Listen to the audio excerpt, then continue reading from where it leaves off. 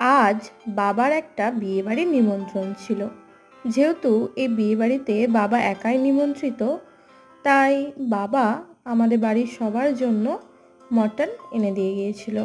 তাই সেই মতো বর আবদার করেছিল পেটাই পরোটা আর সাথে মটন কষা খাবে।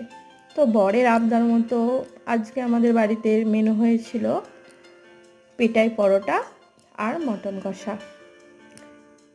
যতই আমরা পেটাই পরোটা এবং মটন কষা খাই, বাঙালি হলে তো একটু রাইস না হলে জমে না।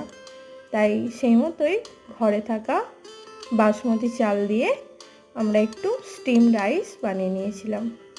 আর এই মটন কষার সঙ্গে স্টিম রাইসটাও বেশ দারুণ খেতে লাগছিল।